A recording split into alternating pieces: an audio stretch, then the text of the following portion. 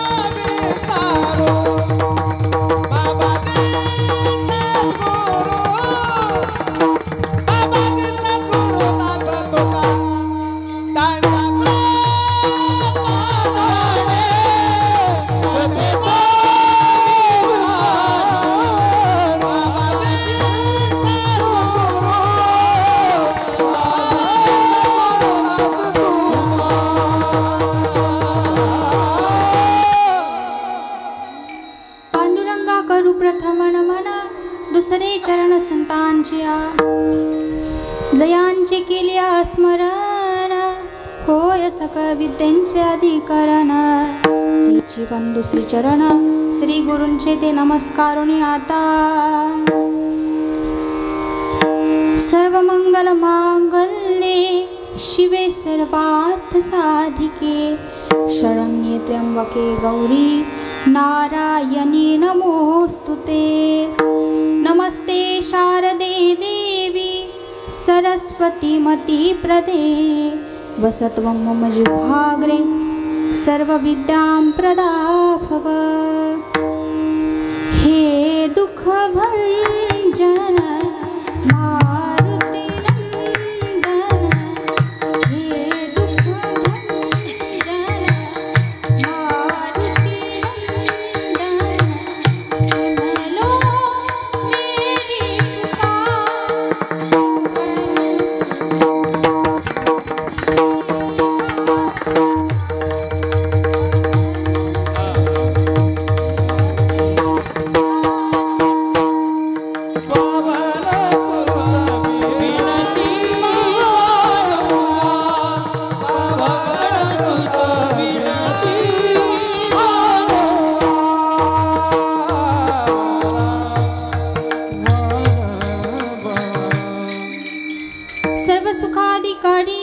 सर्व सुखाधिकारी मुखी उच्चारी हरिनाम, सर्वांगी तो सर्वोत्तम मुखी नाम हरीचे। विठ्ठल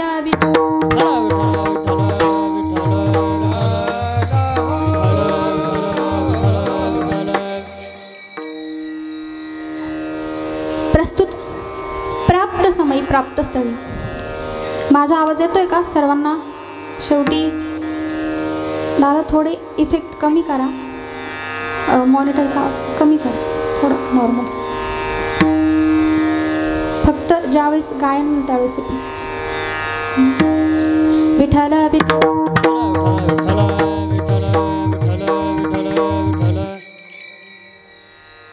प्रस्तुत प्राप्त समय प्राप्त स्थळी कीर्तनरूपी सेवेकरता निवडलेला अभंग, ज्ञानियांचे राजे साधकांचे मायबाप, कैवल्य साम्राज्य चक्रवर्ती महासंत महावैष्णव विश्वमाऊली ज्ञानोबराय यांना सुद्धा प्रिय असावा तथा भूषात वारकरी संप्रदायामध्ये फार असा मोठा अधिकार प्राप्त असणारे हिंदवी स्वराज्याचे संस्थापक छत्रपती छत्रपती शिवाजी महाराज यांचे धर्मगुरू आणि अखिल विश्वाला सुशोभित करणारे जगद्गुरु तुकोबराय विठ्ठल.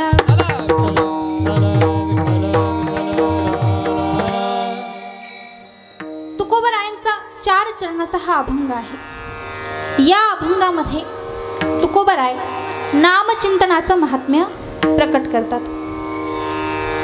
अभंगामध्ये तुकोबराय सांगतात, आपल्याला जर सर्व सुखांचा अधिकारी व्हायचं असेल तर काय करा? मुखाने हरीच्या नामाचं चिंतन करा. दुसऱ्या चरणामध्ये तुकोबराय सांगतात, तुम्ही फक्त मुखाने हरीच्या नामाचं चिंतन केल्यानंतर तुम्ही फक्त सर्व सुखांचेच अधिकारी व्हाल का? तर नाही, सर्व अंगाने सर्वांमध्ये उत्तम आणि पवित्र व्हाल. हे दुसऱ्या चरणामध्ये तुकोबराय सांगतात. तिसऱ्या चरणामध्ये काही साधक होते आपल्यासारखे. त्यांनी तुकोबरायांना प्रश्न केला. म्हटले, तुकोबराय, तुम्ही सांगता की काय? मुखाने हरीच्या नामाचं चिंतन करा म्हणजे आम्ही काय होऊ? सर्व सुखांचा अधिकारी येऊ आणि सर्व अंगाने सर्वांमध्ये पवित्र आणि उत्तम येऊ. म्हटले, तुम्ही सांगताय, परंतु याला पुरावा काय? त्यावेळेस तुकोबराय सांगतात, ऐसी उभविली पाहे आणि वेदी पाहे पुराणी. तुकोबराय सांगतात, मी जे काही बोलतो आहे ते वेदांमध्ये आणि पुराणांमध्ये हात वर करून त्या ठिकाणी सांगितलेलं आहे. शेवटच्या चरणामध्ये तुकोबराय सांगतात, मी जे काही तुम्हाला सांगतो आहे त्याच्यावरती तुम्ही कुठल्याही प्रकारचा संशय घेऊ नका, संदेह ठेवू नका, तर काय करा? भरोसा ठेवा विठ्ठल.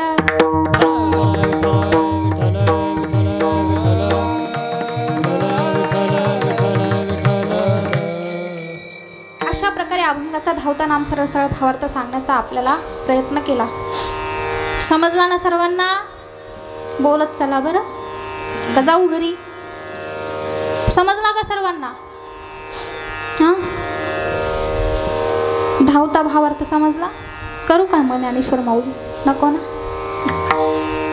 इकडून कोणीतरी नाही म्हणत होतं नाही का? असो, अशा प्रकारे अभंगाचा धावता नाम सरळ सरळ भावार्थ सांगण्याचा प्रयत्न केला. असाच असेल हेही मी सांगू शकत नाही, याच्यामध्ये काही बदलही असू शकतो, परंतु माझ्या अल्पमती अल्पबुद्धीला ज्याप्रमाणे समजला त्याप्रमाणे आपल्यासमोर ठेवण्याचा मी प्रयत्न केला. वारकरी संप्रदायाच्या नियमानुसार अर्पसा पर्याय द्यायचा तो म्हणजे की आपण सर्वजण या ठिकाणी किम निमित्ताने जमलो हे तर सर्वांना ज्ञातच आहे, परंतु तरीही एक वक्ता या नात्याने सांगायचं झालं तर आपल्या असणाऱ्या या गावामध्ये, पिंपरी या गावामध्ये सालाबादप्रमाणे याही वर्षी राष्ट्रसंत जनार्दन स्वामी यांचे शिष्य श्री गुरु वासुदेव नंदगिरी म्हणजेच बहुरूपी महाराज, आपले लासलगावचे बहुरूपी बाबांच्या आशीर्वादाने वारकरी भूषण वैकुंठवासी हरिभक्तपरायण बन्सी महाराज सुरवाडे पिंपळसकर, श्री श्री 1008 स्वामी महामंडलेश्वर शिवगिरीजी महाराज व हरिभक्तपरायण निवृत्ती महाराज रायते या सर्व साधू संतांच्या आशीर्वादाने हा सप्ताह त्या ठिकाणी पार पडतो आहे. सप्ताहाचं त्या ठिकाणी 30वं वर्ष चालू आहे, बरोबर ना? म्हणजे 30व्या वर्षामध्ये आपण पदार्पण या ठिकाणी केलेलं आहे. 30 वर्षापासून ही अखंड अशी परंपरा या गावामध्ये चालू आहे. आणि आज या ठिकाणी आजच्या असणाऱ्या सप्ताहाचा दुसरा दिवस आणि या असणाऱ्या दुसऱ्या दिवसाची जी काही सेवा आहे ती माझ्याकडे त्या ठिकाणी आलेली आहे. ते म्हणजे खरं तर तुमच्या आणि माझ्या दर्शनाचा किंवा भेटीचा जो काही योग आहे तो म्हणजे आमच्या ओंकार दादामुळे, बरं का? ओंकार दादाकडून ही सेवा माझ्याकडे आली आणि मग त्यांनी सांगितलं इथल्या आयोजकांना, आणि मग ही जी काही सेवा आहे ती मला त्या ठिकाणी करण्याचा योग आज प्राप्त झाला. असो, अतिशय सुंदर असं वातावरण या सभामंडपात आहे, नाही का? अतिशय सुंदर. महाराज आल्याबरोबर प्रसन्न वाटलं, नाही का? किती तो आपला उत्साह, किती आनंद. आम्ही आल्याबरोबर आज ज्यांच्या घरी जेवणाची पंगत होती, संत भोजनाची पंगत होती, ते नाव काय त्यांचं? जगन्नाथ लोणारे, श्री जगन्नाथ लोणारे दादा यांच्याकडे सुंदर अशी भोजनाची पंगत होती. महाराज मी आल्यानंतर अतिशय सुंदर त्यांनी स्वागत केलं नाही का. म्हणजे खरं तर आपलं नाशिक जिल्ह्याचं वैभवच आहे नाही का. आणि आपल्या नाशिक जिल्ह्याला ते एक लाभलेलंच आहे, देवाकडनंच आलेलं आहे नाही का, की आलेल्या साधू संतांचं किंवा आलेल्या अतिथीचं स्वागत कसं करायचं हे आपल्या नाशिक जिल्ह्याकडून शिकावं. आणि आज मी आल्याबरोबर अतिशय सुंदर पद्धतीने यांनी माझं स्वागत वगैरे केलं. त्याचबरोबर सुंदर अशी जेवणाची पंगत दादांनी त्या ठिकाणी दिली, त्याबद्दल दादांचेही आभार. आणि त्याचबरोबर आज मला या कीर्तनासाठी या सर्वांची साथ लाभती आहे. त्यामध्ये खरं तर सांगायचं झालं तर आमचे असणारे शिवराम महाराज नाही का, ज्यांच्या नावातच शिव आणि राम आहे, दोन्ही इष्ट ज्यांच्या नावामध्ये आहे असे आमचे शिवराम महाराज, शिवराम बाबा बोराडे. अतिशय सुंदर ज्यांचं गायन आहे महाराज, साक्षात सरस्वती माता त्या ठिकाणी त्यांच्या कंठावरती आहे नाही का. गान गंधर्व ज्यांना म्हटलं तरीही कमी पडेल असे आमचे असणारे शिवराम बाबा, त्यांची आज ते या ठिकाणी मला साथ लाभते. त्याचबरोबर हरिभक्तपरायण प्रकाश महाराज नागरे, संगीत अलंकार जालना, नावाप्रमाणेच अतिशय प्रकाश देणारे नाही का. अतिशय सुंदर असं बाबांचं गायन आहे, असं वाटतं ऐकतच राहावं नाही का. पण त्यांचं जर गायन ऐकत बसलं तर मग मी काय करू. तुम्ही म्हणाल मग तू कशाला आली. असो, बाबाही त्या ठिकाणी, बाबांचंही गायन अतिशय सुंदर आहे. अशीच शेवटपर्यंत साथ तुमची कीर्तनामध्ये मला असू द्या. त्याचबरोबर आमचे असणारे ऋषिकेश महाराज नवले, त्यांचं अतिशय नवल आहे नाही का महाराज. आमचे ऋषिकेश दादा तेही आज या म्हणजे रोजच असतात. माझ्या असणाऱ्या कीर्तनासाठी त्यांची साथ लाभली. त्याचबरोबर आमचे असणारे बंधू अक्षय महाराज हिंगे, ज्यांचा कधी त्या ठिकाणी नाही का सुरांचा क्षयच होणार नाही असे आमचे अक्षय महाराज, आमचे असणारे बंधू, तेही त्या ठिकाणून रुई या ठिकाणून माझ्या कीर्तनासाठी आले, त्याबद्दल त्यांचे आभार. त्याचबरोबर सर्व टाळकरी, माळकरी, वारकरी, आता सर्वांचे नावं काही मला ज्ञात नाही, परंतु तुम्हालाही त्या ठिकाणी धन्यवाद देते. आणि आमचे असणारे दोन भालदार चोपदार, एकदा टाळी वाजवा महाराजांसाठी.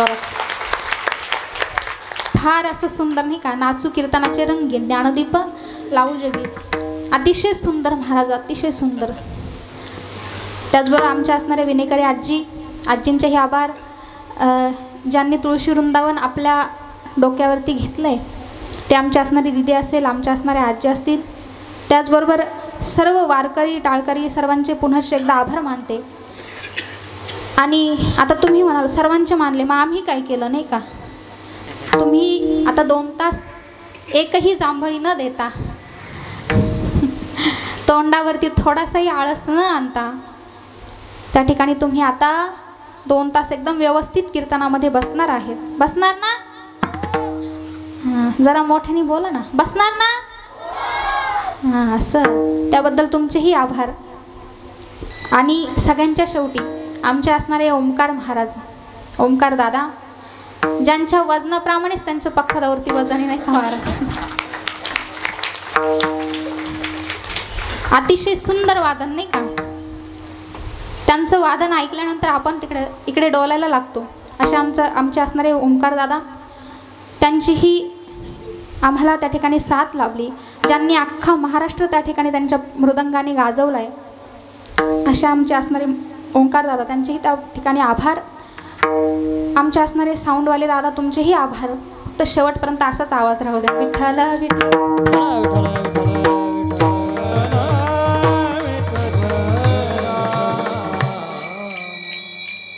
हो, आता सर्वांचे आभार मानून झाले. आता आपण जरा कीर्तनाकडे येऊ.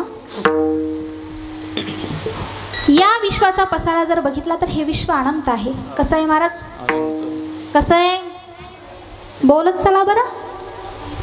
तुम्ही जर बोलले, बघा बरं का, मी काय सांगते ऐका. कीर्तन झाल्यानंतर, कीर्तन नीट लक्ष देऊन ऐकायचं. आणि कीर्तन झाल्यानंतर मी तुम्हाला त्या ठिकाणी 2 प्रश्न विचारेल. जो कोणी बरोबर उत्तर देईल त्याला मी सोन्याची नाही म्हणणार. चला असू द्या. अतिशय लक्ष देऊन आपल्याला कीर्तन ऐकायचं आहे. जास्त वेळ आपण काही घेणार नाही. आपल्याकडे फक्त 1 तास उरलेला आहे आणि 1 तासामध्ये आपल्याला ही सेवा समर्पित करायची. विठ्ठल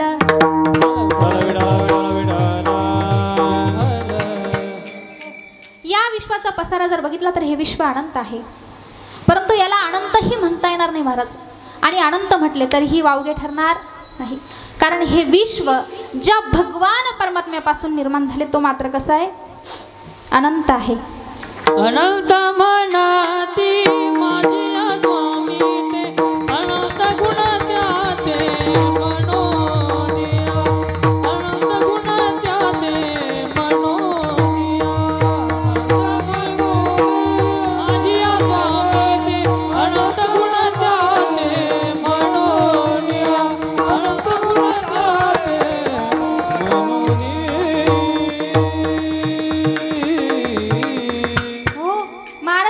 वर्णन करतात. अनंत म्हणती माझ्या स्वामी ते अनंत गुण त्या ते म्हणून या.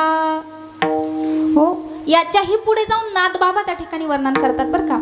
असा असणारा अनंत स्वरूप भगवान परमात्मा, याला कुठेच अंत नाही महाराज, कुठेच नाही. नाथबाबा वर्णन करतात अनंतासी अंत पाहता नाही. याच्या पुढे जाऊन माऊली ज्ञानोबराय सांगतात असा असणारा भगवान परमात्मा, याला आम्ही काय केलं म्हटले? अनंत रूपामध्ये अनंत वेशामध्ये आम्ही काय केलं त्या ठिकाणी? अनंत रूपे अनंत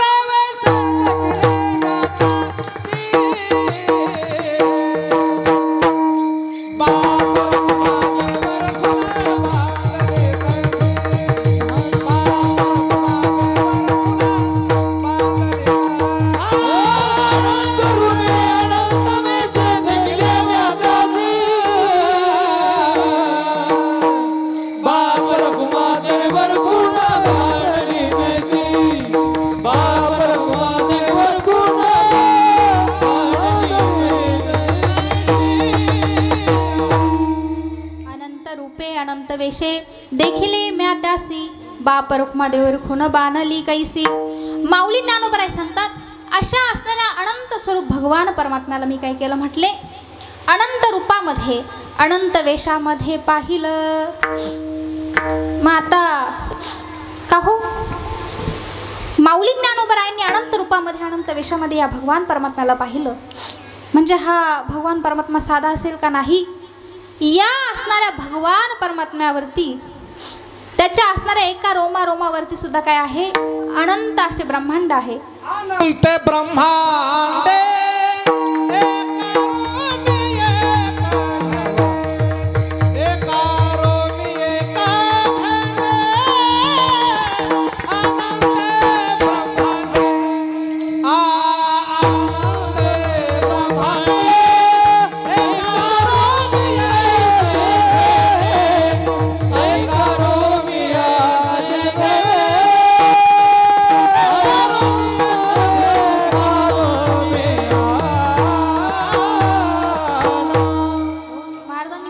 अनंत ब्रह्मांडे एका रोमी ऐसे धिंडे.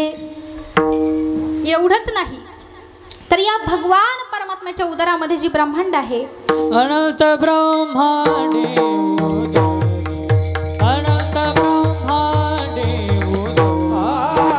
अनंत ब्रह्मांडे उदरी अनंत ब्रह्मांडे हरि हा बाळक नवनागरी हरि हा बाळक नवनागरी नवल केवडे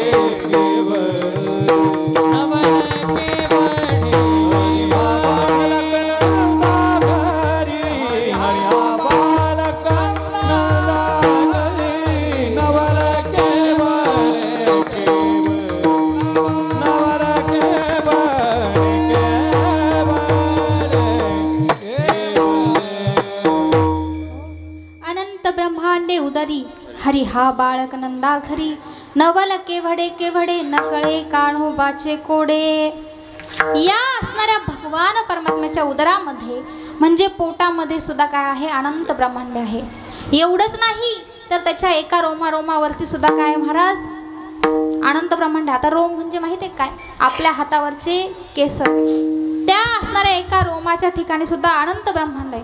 मग आता तुम्ही म्हणाल ब्रह्मांड केवढं असतं, माहिती आहे कुणाला केवढं असतं? महिला मंडळ आपल्या दिवाळीच्या लाडू एवढं, हा तो त्या ठिकाणी भिंतीवर जरी मारून फेकला तरी फुटत नाही. तो खाता खाता आपल्या घरच्याचे दात पडून जातात तरी तुटत नाही, नाही का? त्या लाडू एवढं. मग एका ब्रह्मांडामध्ये 14 लोकांची व्याप्ती त्या ठिकाणी सांगितलेली आहे बरं का. म्हणजे आपण ज्या ठिकाणी आत्ता राहतोय तिथून खाली 7 लोक आणि इथून वरती 7 लोक. आधी आपण खालचे 7 लोक बघू. अतळ, वितळ, सुतळ, तळातळ, रसातळ, महातळ, पाताळ. किती झाले? म्हणा ना 7. मी चुकणार नाही, मी पाठ करून आले. विठ्ठल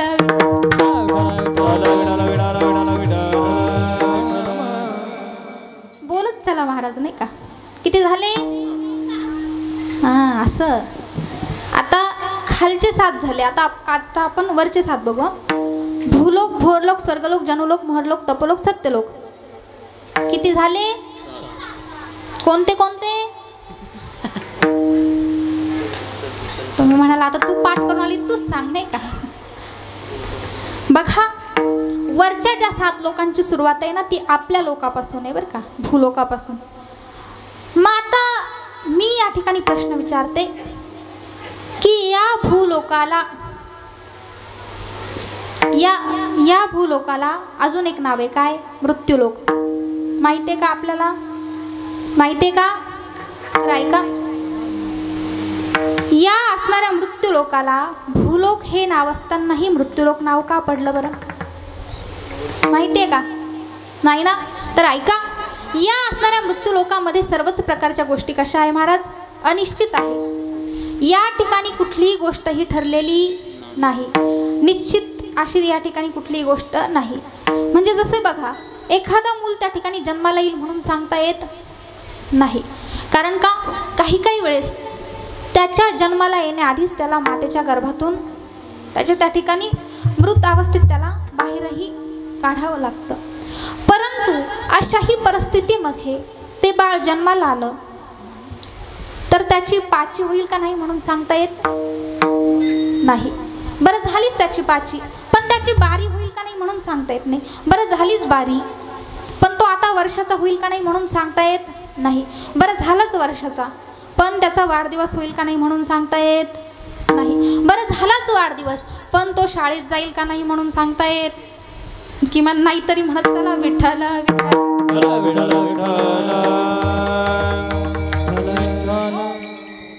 आता त्याचा वाढदिवस होईल का नाही म्हणून सांगता येत. बरं झालाच वाढदिवस, पण तो आता 10वी शिकेल का नाही म्हणून सांगता येत नाही. बरं झालीच 10वी, पण तो ग्रॅज्युएट होईल का नाही म्हणून सांगता येत. बरं झालाच ग्रॅज्युएट, पण त्याला नोकरी मिळेल का नाही म्हणून सांगता येत नाही. बरं मिळालीच नोकरी, पण आता ती छोकरी मिळेल का नाही म्हणून सांगता येत नाही. छोकरी कळते ना, छोकरी मिळेल का नाही म्हणून सांगता येत. बरं मिळालीच नाही का, याची टोपी त्याच्या डोक्यात, त्याची टोपी याच्या डोक्यात, असं करून कशी तरी मिळाली. पण सर्वात मोठा प्रश्न आहे ती नांदेल का नाही म्हणून सांगता येत. आता इथंच थांबते नाही का, नाही तर अख्खं कीर्तन याच्यातच जाईल. हो चला विनोद सोडून द्या. या असणाऱ्या मृत्यूलोकामध्ये सर्वच प्रकारच्या गोष्टी कशा आहे? अनिश्चित आहे महाराज. या ठिकाणी ठरलेलं असं काही नाही. काही ठरलेलं आहे का सांगा बरं. मग या असणाऱ्या मृत्यूलोकामध्ये एकच गोष्ट मात्र निश्चित आहे. कोणती? जन्म आणि मृत्यू. जो माणूस जन्माला येतो त्याला जावंच लागतं नाही का, तिथे कोणालाही टाळता येत नाही. मरण टाळण्याचा सर्वात मोठा प्रयत्न जर कोणी केला असेल तर तो हिरण्यकश्यपूने. कथाभाग सांगायला आपल्याला वेळ नाही, परंतु थोडासा स्पर्श करून या ठिकाणी जाते. हिरण्यकश्यपूने खडतर अशी तपश्चर्या केली आणि त्या तपश्चर्येद्वारे भगवान ब्रह्मदेवाला प्रसन्न करून घेतलं. कसं काय नाही का ते जाऊ द्या, परंतु प्रसन्न करून घेतल्यानंतर देवाकडे त्याने वर मागितले आणि वर मागितल्यानंतर देव त्या ठिकाणी तथास्तु तथास्तु असे म्हणत गेले. हिरण्यकश्यपूचा गोड असा गैरसमज झाला की काय, मला अमरत्वाचं वरदान प्राप्त झालं. परंतु बघा, वरती जो बसलेला आहे तो काही एवढा सोपा नाही, नाही का. भगवान महाविष्णूंनी नरसिंह हा अवतार धारण केला आणि याला त्या ठिकाणी मारले. म्हणजे बघा, सांगण्याचा इत्यर्थ एकच आहे की मरण हे कोणालाच टळत नाही. जो या असणाऱ्या भूतलावरती जन्माला आला त्याला जावंच लागेल. येते नाही बुरा आले अवतारा, येते मामारा,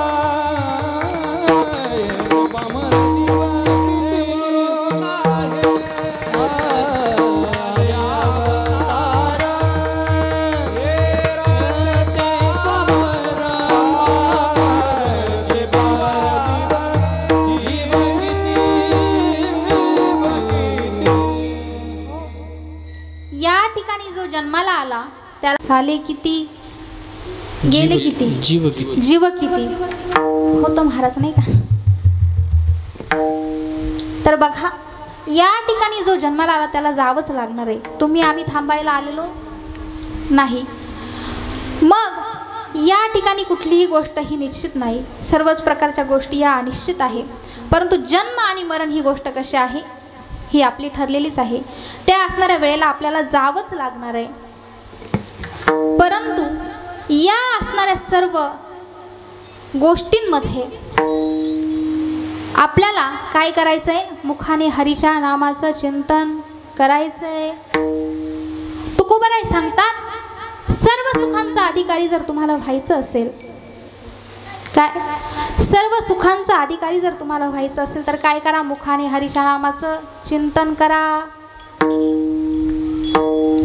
आता बघा, या ठिकाणी माऊली ज्ञानोबराय सांगतात, किंबहुना सोय जीव आत्मयाची लाहे, तेथे जे होय तया नाम सुख. माऊली ज्ञानोबराय सांगतात की या संसार सागरामध्ये आपल्याला सुख कुठेच बघायला मिळत नाही. जसे बघा, एक असणारा गृहस्थ, त्याला थंडी वाजू लागली, अतिशय कडाक्याची थंडी पडली आहे. थंडी त्या ठिकाणी त्याला वाजते, परंतु त्याच्याकडे अंथरणे पांघरण्यासाठी काहीच कपडे नाही. म्हणून त्याने काय केलं महाराज, समोर त्या ठिकाणी एक धगधगीत असा विस्तव पेटलेला होता. तो विस्तव त्या ठिकाणी पसरवला आणि त्याच्यावरती तो गृहस्थ जाऊन झोपला. कशावरती, विस्तवावरती. आता मला सांगा, त्या असणाऱ्या मनुष्याला त्या विस्तवावरती किती सुखाने झोप येईल का. बरं, झोप येणं तर जाऊ द्या, परंतु मनुष्य त्याच्यावरती झोपेल का, नाही झोपणार. तसंच या असणाऱ्या संसार सागरामध्ये मनुष्य रात्रंदिवस त्या ठिकाणी तळमळ करत असतो, नाही का. तरीही त्याला सुख मिळत, आपणही तर गृहस्थच आहे, नाही का, तो मनुष्यच आहे. आणि आपला संसार म्हणजे तो पेटलेला विस्तव आहे. आपणही त्या ठिकाणी अतिशय त्या ठिकाणी कष्ट करतो, धावपळ करतो, तरीही आपल्याला सुख मिळत. महाराज त्या ठिकाणी वर्णन करतात, संसार दुःख मूळ विश्रांती नाही कोठे, रात्रंदिवस तळमळ. संसार दुःख मूळ चहूकडे इंगळ, विश्रांती नाही कोठे, रात्रंदिवस तळमळ.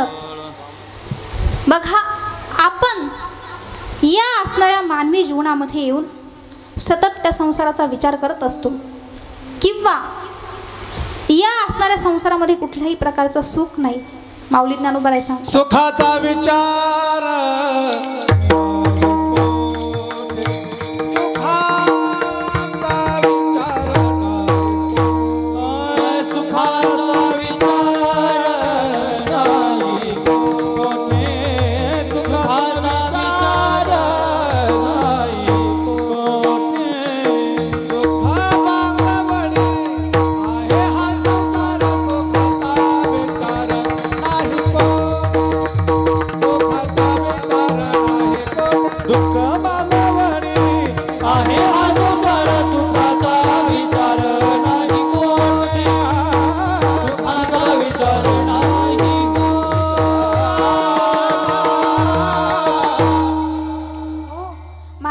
प्रमाण दिलं, सुखाचा विचार नाही कोठे, दुःख भांडवडी आहे हा संसार, सुखाचा विचार नाही कोठे. या संसारामध्ये सुखाचा विचारही आपल्याला कोठे बघायला मिळत नाही. मग तरी आपण या संसारामध्ये काय करतो महाराज, सुख शोधण्याचा प्रयत्न करतो नाही का. सुख आपल्याला मिळतं का, मिळतं का, नाही मिळत. महाराज एके ठिकाणी वर्णन करतात की या असणाऱ्या सर्व सुखाच्या आशेमध्ये सर्व सुखाची आशा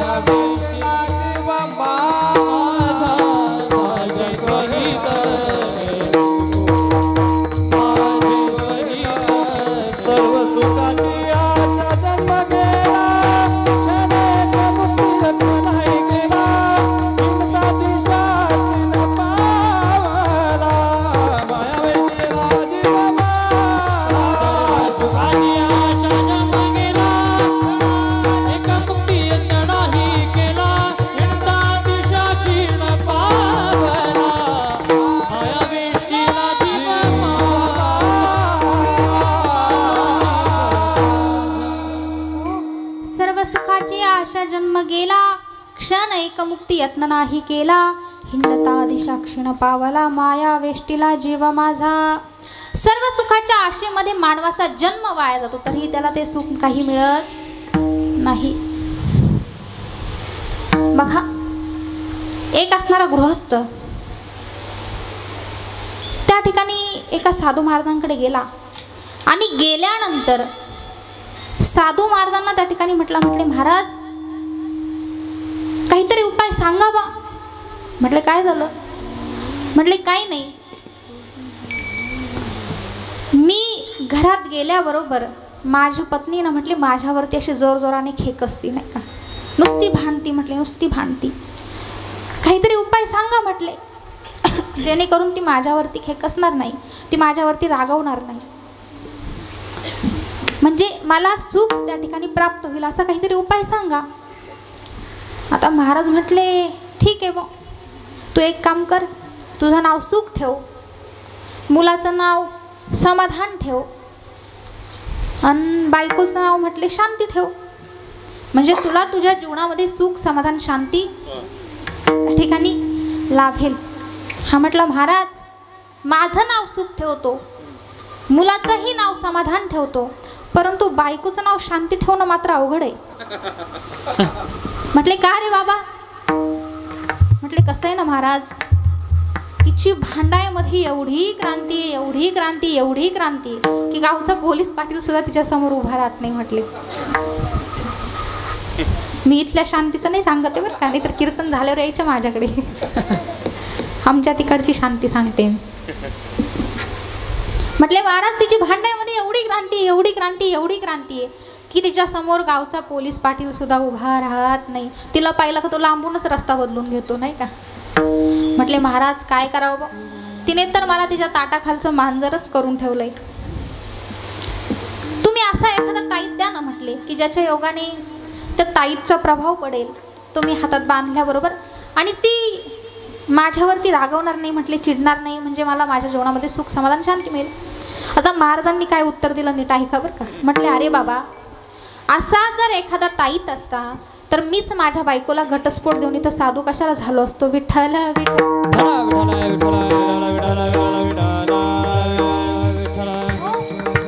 म्हणजे प्रत्येकाच्या ठिकाणी जर बघितलं तर आपल्याला दुःखच बघायला मिळेल, सुख हे कुठेही बघायला मिळणार नाही. सुखाचा विचारही आपल्याला या संसार सागरामध्ये कुठे बघायला मिळणार नाही. जो देखे सो दुखिया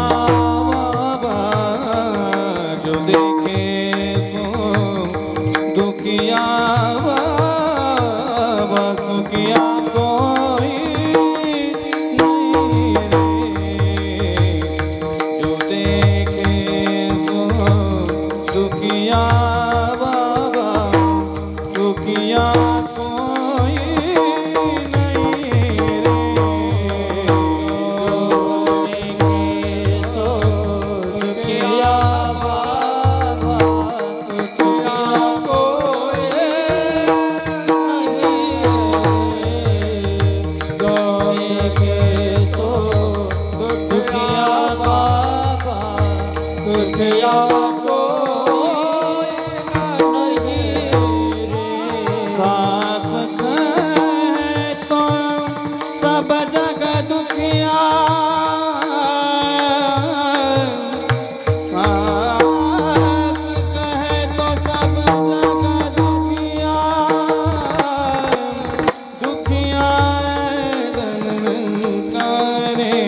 ब्रह्मा विष्णु शंकर दुखिया जिनने सृष्टि जमाई रे तो देखे सो दुखिया बाबा दुखिया कोई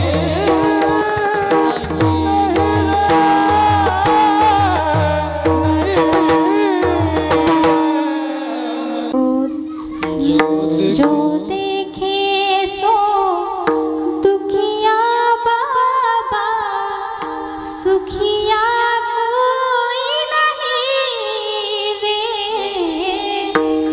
जो देखे सो दुखिया बाबा सुखिया कोई नहीं रे।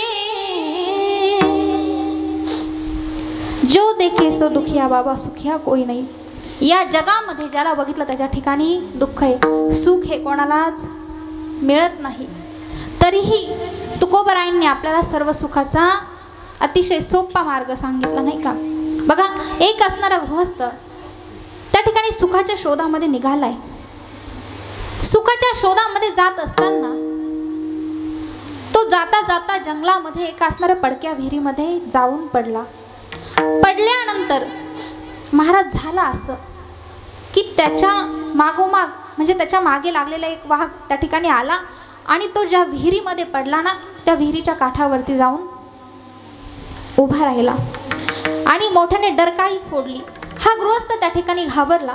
घाबरल्याबरोबर आता याला काही सुचेना काय करावं, म्हणून याने काय केलं, महाराज त्या असणाऱ्या पडक्या विहिरीमध्ये एक असणारं झाड होतं, त्या झाडाचा आधार घेत त्या ठिकाणी लपण्याचा प्रयत्न केला।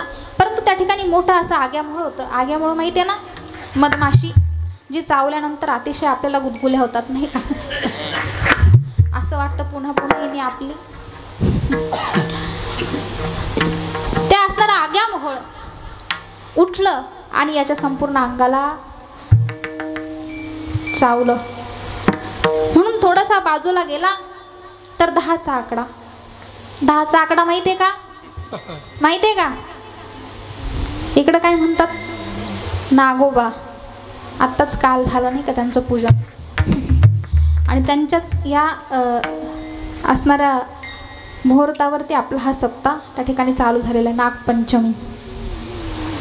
तो असणारा नागोबा हा त्या ठिकाणी वरती बघतो तर वाघोबा, संपूर्ण अंगाला बघतो तर आगोबा, आणि खाली बघतो तर नागोबा। मनुष्य अत्यंत त्या ठिकाणी घाबरलाय।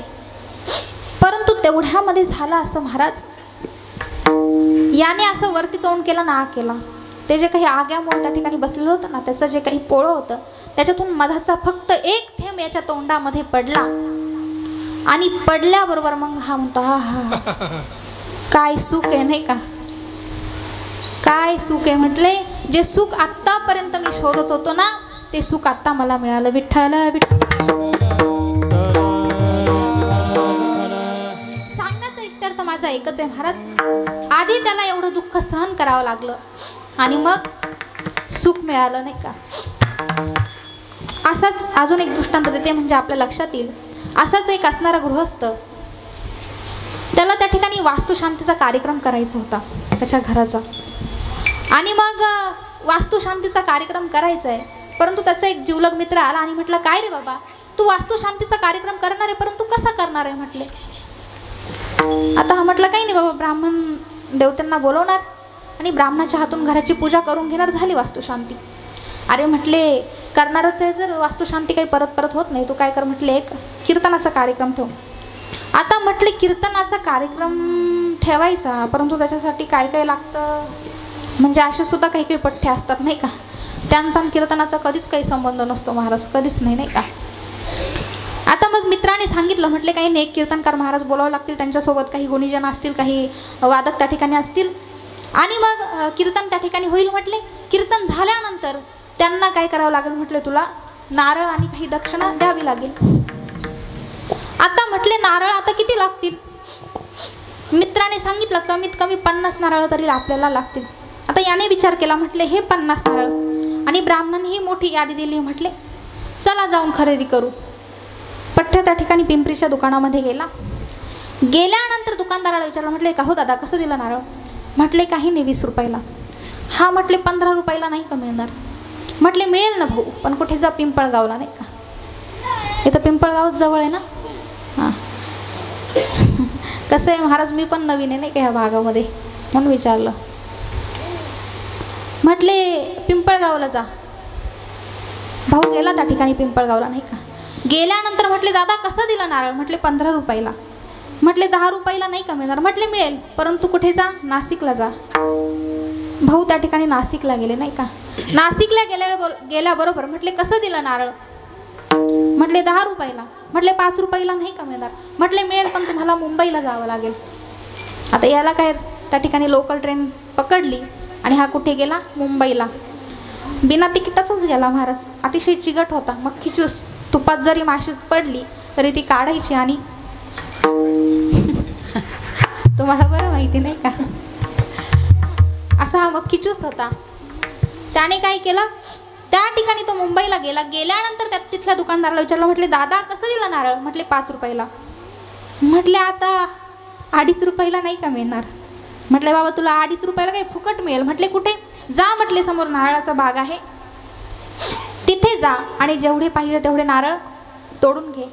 आता याला फार आनंद झाला. म्हटले आता आपल्याला काही पैसे द्यायचे नाही, घ्यायचे तर फुकटच आहे नाही का, जायचं तोडून घ्यायचे, चांगले 2-3 गोण्या भरूनच नेऊ.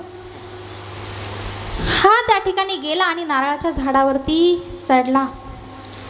चढल्यानंतर महाराज याला काही चढता येत नव्हतं, परंतु तरीही प्रयत्न करून चढला. चढल्यानंतर वरती गेला आणि एकदम वरती टोकाला गेल्यानंतर नारळ तोडणार तेवढ्यात याचे पाय सटकले आणि हा त्या नारळाला लटकला. आता हा त्या नारळाला लटकला आणि खाली बघितलं तर त्या ठिकाणी वरती सगळे देवच आठवायला लागले नाही का, सगळं ब्रह्मांडच आठवलं महाराज त्याला. नेमका कर्मधर्म संबंधाने खालून एक उंटवाला चालला होता. याने त्या उंटवाल्याला आवाज दिला. म्हटले ओ उंटवाले दादा थांबा. म्हटले काय रे बाबा. म्हटले काही नाही, जरा मला खाली उतरून घ्या ना. आता उंटवाला हुशार होता. म्हटले मी तुला उतरवतो, परंतु मला तुला 200 रुपये द्यावे लागतील. ठीक आहे, याने ही आट त्या ठिकाणी मान्य केली. उंटवाल्याने आपला उंट उभा केला आणि उंटावरती उभा राहिला. उभा राहिल्यानंतर उंटवाल्याने काय केलं, वरती नारळावाल्याचे पाय पकडले. परंतु झालं असं, खालून त्या उंटाला काहीतरी इशारा झाला आणि उंटही पळून गेला. आता हा उंटवाला आणि नारळवाला दोघेही एकमेकांना लटकले. दोघेही खाली पाहिजे आणि विचार करायचे, वरून जर नारळ तुटलं तर आपला खुबा मोडल्याशिवाय काही राहणार नाही. वरून तो नारळवाला उंटवाल्याला म्हटले, ए उंटवाल्या सोडू का हात. म्हटले बाबा 400 घे, पण हात काही सोडू नको. परंतु झालं असं, दुर्दैवाने वरचं नारळ तुटलं. दोघे खाली पडले. लय हळूच पडले महाराज, जास्त उंचीवरून पडले ना. दोघेही खाली पडले आणि दोघांचेही खुबे मोडले. दुसऱ्या दिवशी दोघांनाही दवाखान्यामध्ये ॲडमिट व्हावं लागलं. दृष्टांत संपला. सांगण्याचा माझा इत्यर्थ एकच आहे, हा एवढा लांब कशासाठी गेला होता. कशासाठी, फुकट नारळांसाठी नाही का, पैसे वाचवण्यासाठी. परंतु याला त्या ठिकाणी नारळ तर मिळालीच नाही, वरून आणखी दुखणं आपल्या पदरामध्ये घेऊन आला. सांगण्याचं इत्यर्थ एकच आहे, मनुष्याला त्या ठिकाणी सुख जरी मिळालं तरी ते जवळच्या दाणे एवढं असतं. दुःख पर्वता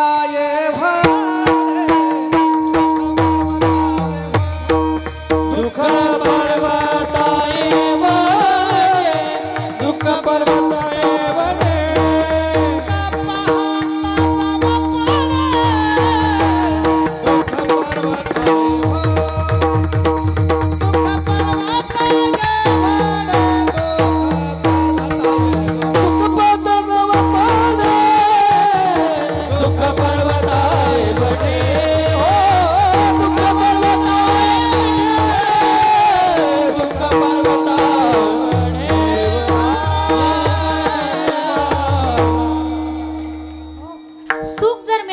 केवढं असतं महाराज, जवाच्या दाणे एवढा. दुःख मात्र केवढं असतं, पर्वत एवढं.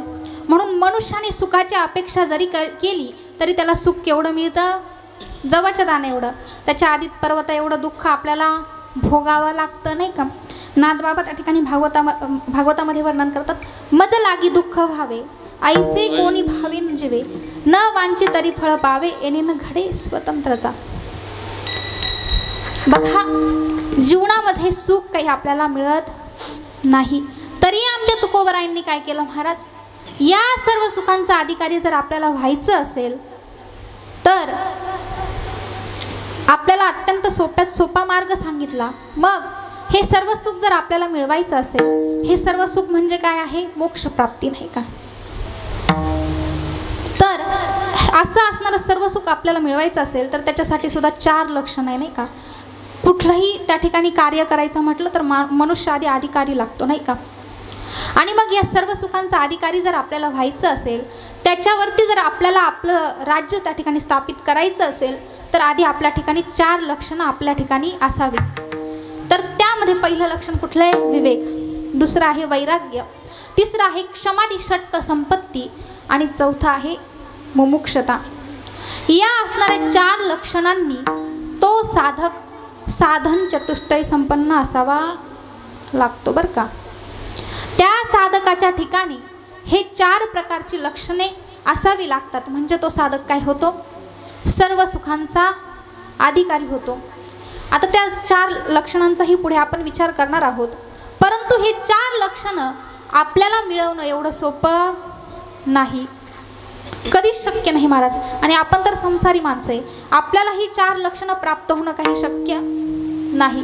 मग तरी तुकोबराय सांगतात, तुम्हाला जर सर्व सुखांचा अधिकारी व्हायचं आहे तर हे 4 लक्षणं आपल्याच्यानी काही आपल्याला त्या ठिकाणी प्राप्त होणार तर नाही.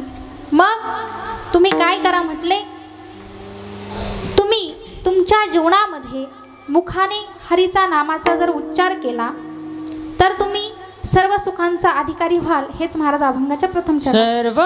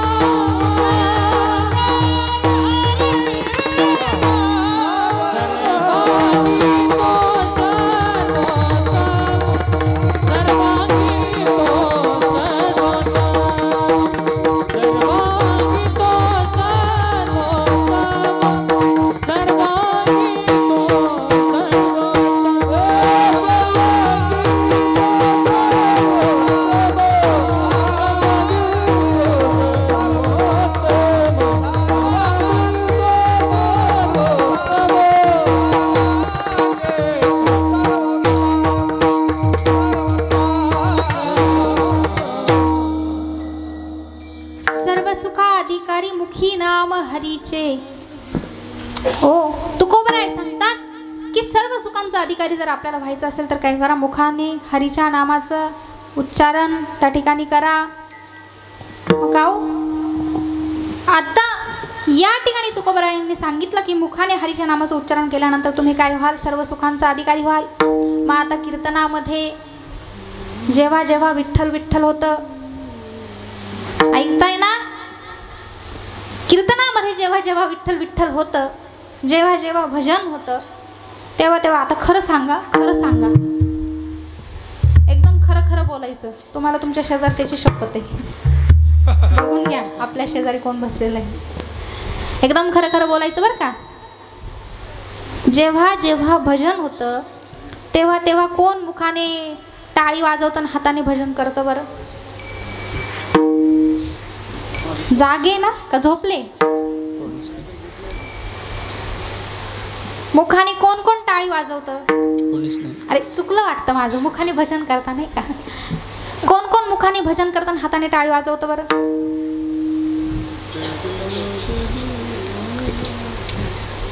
झोपले वाटतं. बघा, ज्या ज्या वेळेस कीर्तनामध्ये त्या ठिकाणी भजन होईल त्या त्यावेळेस हाताने टाळी वाजवा आणि मुखाने देवाचं नावाचं चिंतन करा, नामस्मरण करा. कारण काय ना महाराज, आपण ज्यावेळेस वरती जातो त्यावेळेस आपल्याबरोबर हेच येतं बरं का, हेच येतं. आपण किती धनदौलत कमवली, किती इस्टेट कमवली, हे कोणीच विचारत नाही. आता तो थोडासा वेगळा भाग आहे नाही का. वरती गेल्यानंतर यमराज आपली त्या ठिकाणी कशी परीक्षा घेता नाही का, सांगितलं असतं तुम्हाला, परंतु आपला विषय वेगळा आहे. आता तुम्ही म्हणाल तुला कसं माहीत नाही का, तू काही जाऊन आली आहे का? नाही, मी जाऊन नाही आले, परंतु गुरुजनांच्या मुखातून ऐकलेलं आहे नाही का. यमराज आपली कशी परीक्षा त्या ठिकाणी घेतात. त्या ठिकाणी वरती गेल्यानंतर आपण जे काही केलेलं नामस्मरण आहे, जे काही केलेलं कर्म आहे, केलेलं पुण्य आहे, तेच आपल्यासोबत येत असतं. म्हणून किमान नाही घरी तर इथं आल्यानंतर तरी ह्या धर्ममंडपामध्ये जेव्हा जेव्हा कीर्तनामध्ये भजन होईल, आपले असणारे गुणीजन त्या ठिकाणी सुंदर प्रकारे भजन त्या ठिकाणी गातात नाही का. ते जेव्हा जेव्हा त्या ठिकाणी भजन करतील तेव्हा तेव्हा किमान विठ्ठल विठ्ठल तरी म्हणा, हाताने टाळी तर वाजवा नाही का. तेच आपल्यासोबत येणार आहे. असो, तुकोबराय सांगतात सर्व सुखांचा अधिकारी जर आपल्याला व्हायचं असेल तर मुखाने काय करा, हरीच्या नामाचं चिंतन करा. असो, कुठलीही गोष्ट करायची म्हटली तर त्याच्यासाठी अधिकार हा लागतोच. अधिकाराशिवाय केलेलं कर्म, दिलेलं ज्ञान किंवा घेतलेलं ज्ञान हे काय होत असतं, वाया जात असतं बरं का. कधी अधिकाराविना, अधिकार नसताना. तुम्ही म्हणाल कसं नाही का, एक उदाहरण देते परंतु त्याआधी थोडंसं भजन करा. विठ्ठल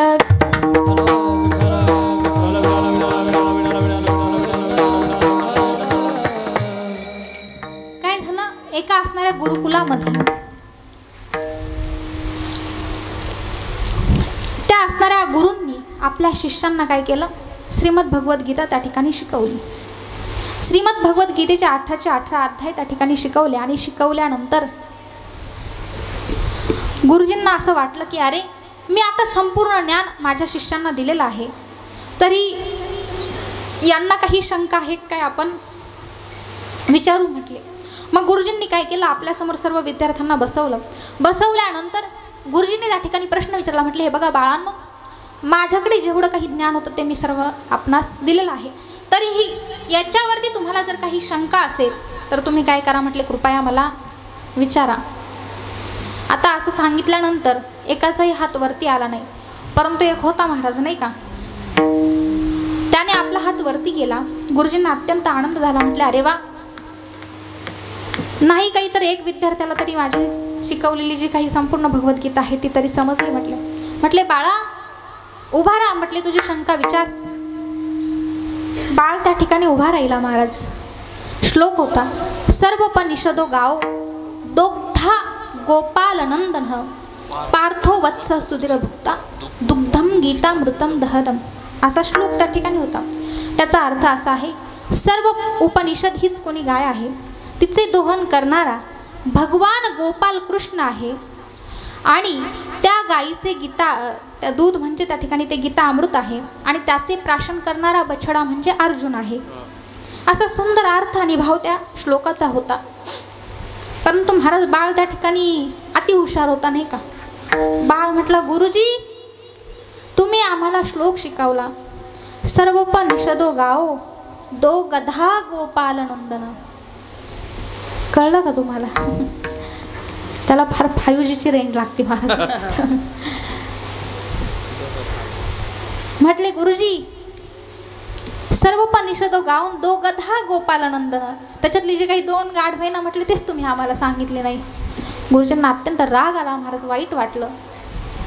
म्हटले, बाळा इकडे, तुला त्याच्यातले 2 गाढवे ऐकायचे ना म्हटले.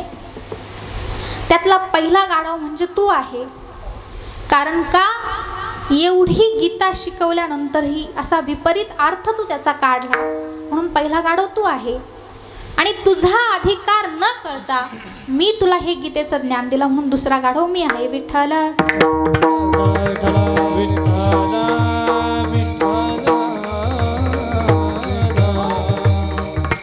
बघा, सांगण्याचा इत्यर्थ एकच आहे की अधिकाराविना केलेलं कार्य किंवा दिलेलं ज्ञान हे सिद्धीच जात नाही. म्हणून कुठल्याही गोष्टीसाठी आपल्याकडे अधिकार हा असायलाच हवा.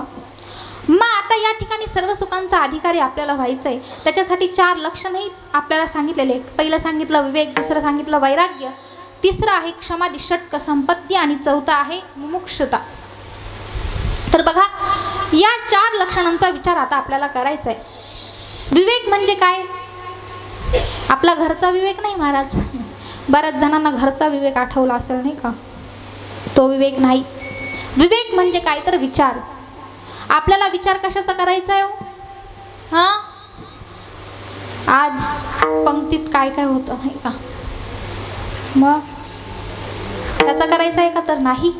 तुकोबराय सांगतात, विचार कशाचा करा तर सार आणि असाराचा. सारा सार विचार करमून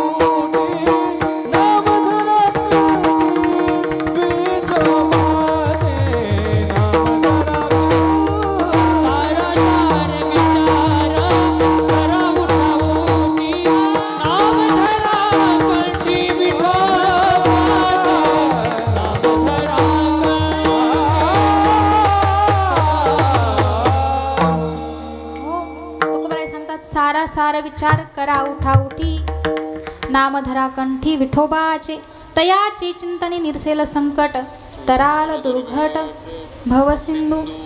हो, तुकोबराय सांगतात विचार कशाचा करायचा तर सार आणि असाराचा. आता भाताबरोबर खातात तो सार नाही बरं का. बऱ्याच जणांना तोच आठवला असेल नाही का, तो सार नाही. तर बघा, आपल्याला काय करायचंय, सार आणि आसार याचा विचार करून देवाची स्वीकृती आपल्याला करायची आहे. आणि ज्या काही निषिद्ध गोष्टी आहे त्यांचा त्याग आपल्याला आपल्या जीवनामध्ये करायचा आहे. मग या ठिकाणी तुकोबरायांनी आपल्याला विचार करायला लावला नाही का. मग आता बरेचसे लोक विचार करतात बरं का, चांगले चांगले लोक विचार करतात.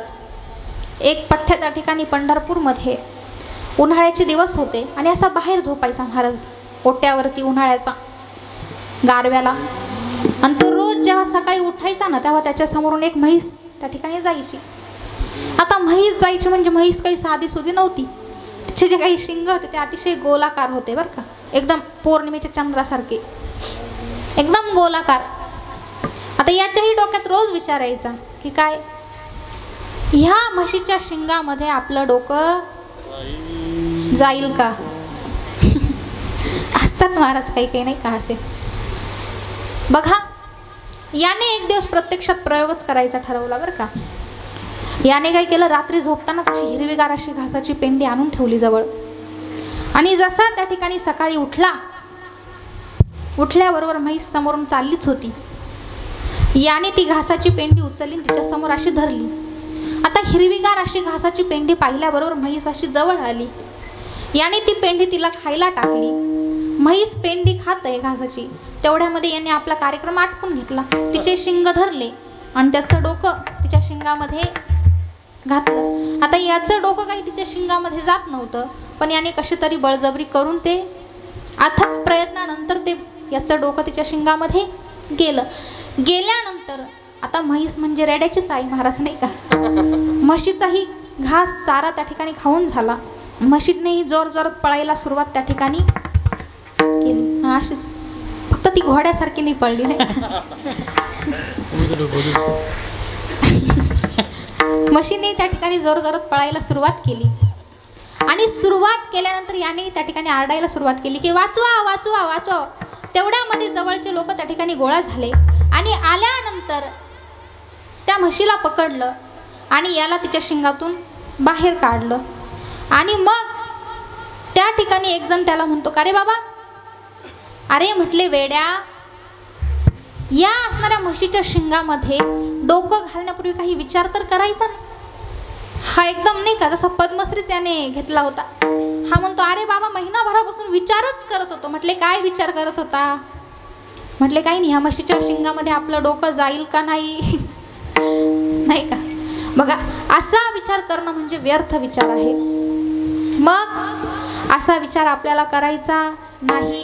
तुकोबराय सांगतात, सार आणि आसाराचा विचार आपल्याला या ठिकाणी करायचा आहे आणि हा असणारा विचार करून भगवान परमात्म्याची स्वीकृती आपल्याला करायची आहे.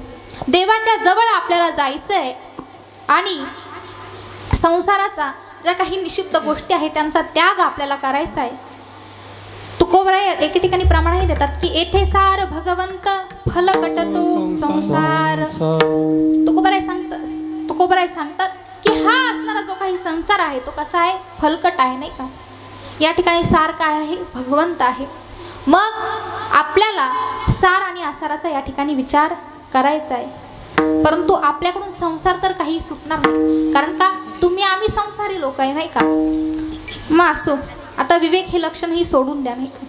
विवेक काही आपल्याच्याने शक्य नाही. विवेक लक्षण आपल्याला अंगीकारणं काही सोपं नाही. आपण दुसऱ्या लक्षणाचा विचार करू. दुसरं काय आहे, वैराग्य.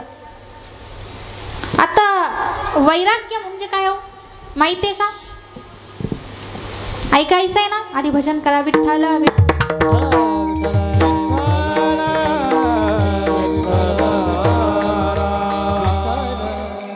वैराग्य म्हणजे काय तर इह लोकापासून परलोकापर्यंत अनुकूल मानलेल्या भोगाच्या त्यागाच्या इच्छेला काय म्हणतात, वैराग्य. आपल्याला फार झालं तर वैताग होईल. विठ्ठल विठ्ठल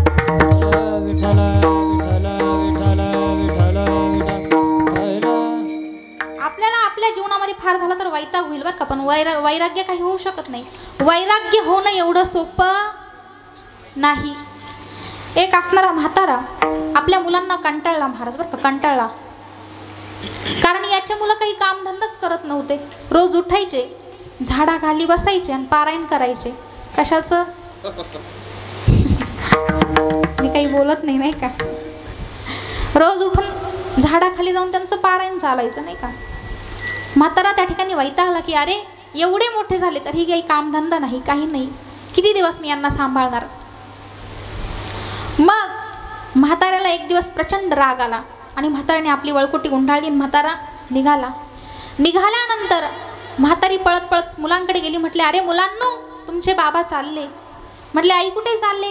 म्हटले चालले ते आता नाही का भामचंद्र पंढरपूर कुठेतरी जातील. म्हटले कुठल्या तरी डोंगरावर किंवा कुठेतरी जाऊन राहतील.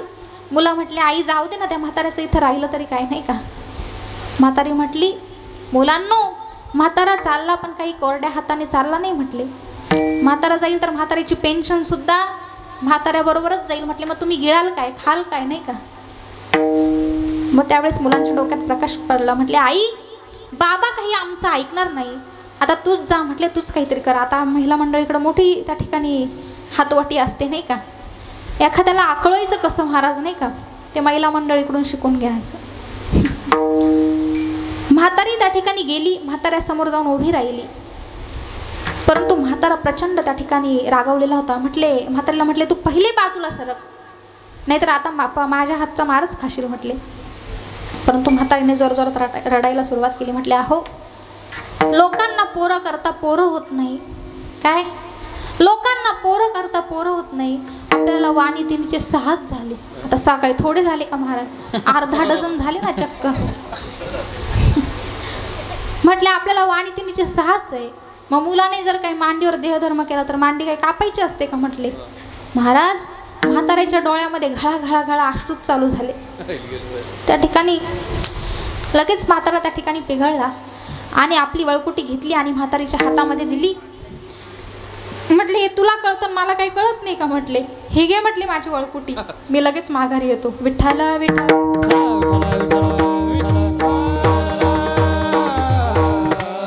सांगण्याचा माझा इत्यर्थ एकच आहे की मनुष्याला जीवनामध्ये वैताग होईल परंतु वैराग्य काही होऊ शकत नाही, आणि झालं वैराग्य तर ते टिकूही शकत नाही. ते फक्त संत महात्मेच त्या ठिकाणी टिकवू शकतात, नाही का? मग आता वैराग्य होणंही आपल्याला काही जमणार नाही, नाही का? वैराग्य ही आपल्याला प्राप्त होणार नाही. मग आता तिसरं लक्षण काय हो? क्षमादी षटक संपत्ती, क्षम दम श्रद्धा उपरम तितिक्षा आणि समाधान. या 6 गोष्टींचा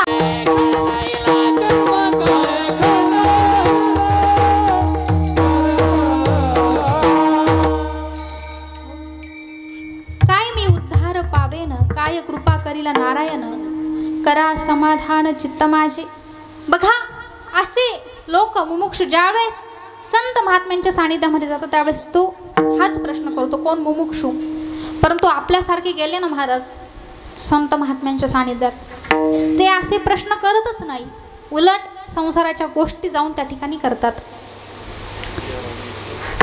याच्याही पुढे जाऊन महाराज सांगतात, पुसावेसे हेची वाटे लमज काय लाज राखील, नाही का? त्यांचा प्रश्न काय असतो की देव आमच्यावरती कधी कृपा करेल, देव आम्हाला कधी भेटेल, नाही का? अशी मुमुक्षीची त्या ठिकाणी मुमुक्षला त्या ठिकाणी इच्छा असते, मुमुक्षूची त्या ठिकाणी मागणी असते.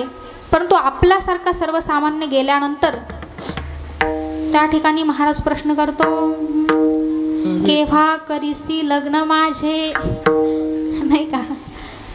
हा आपला सर्वसामान्यांचा प्रश्न आहे महाराज, लक्षात घ्या. परंतु नाही, मग आता मुमुक्षुही आपल्याला होता येणार नाही का? होईल एखादा, होईल, नाही का? जो महाराज खूप त्या ठिकाणी जिद्दी आहे, नाही का?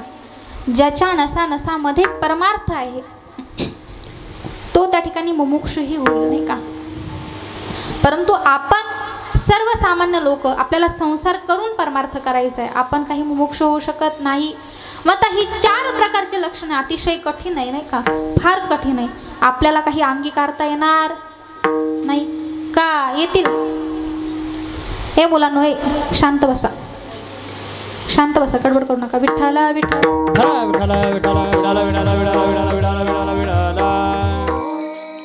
हे 4 प्रकारचे लक्षण आपल्याला काही अंगीकारता येणार नाही. म्हणून तुकोबरायांनी आपल्याला काय केलं, अतिशय सोपं साधं सरळ त्या ठिकाणी सांगितलं की काय, तुम्ही फक्त मुखाने हरीच्या नामाचं चिंतन करा, तुम्ही काय व्हाल, सर्व सुखांचा अधिकारी त्या ठिकाणी व्हाल. मग आता काही साधक त्या ठिकाणी गेले आणि महाराजांना प्रश्न केला. म्हटले महाराज तुम्ही सांगितलं की काय, मुखाने हरीच्या नामाचं चिंतन केल्यानंतर आम्ही काय होऊ, सर्व सुखांचा अधिकारी होऊ. परंतु आम्ही तर सर्व अंगाने सर्वांमध्ये काय आहोत? म्हटले अपवित्र आहोत. सर्व अंगाने त्या ठिकाणी आम्ही अपवित्र आहोत. मग आम्ही त्या ठिकाणी देवाचं नाव घेऊ कसं?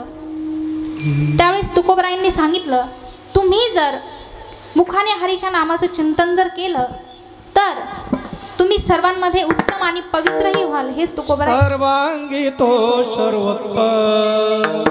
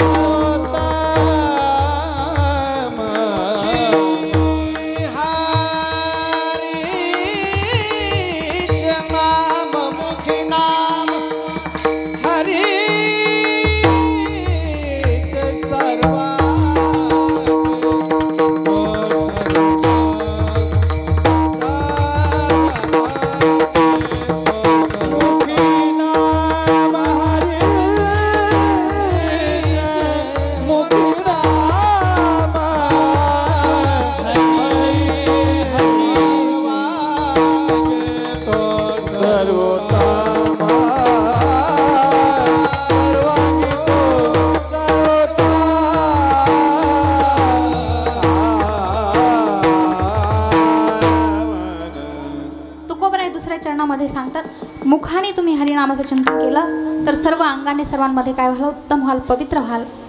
मग आता आपल्याला जर सर्व सुखांचा अधिकारी व्हायचं असेल, सर्व अंगाने सर्वांमध्ये पवित्र उत्तम व्हायचं असेल तर आपले दोन्ही हात वरती घ्या.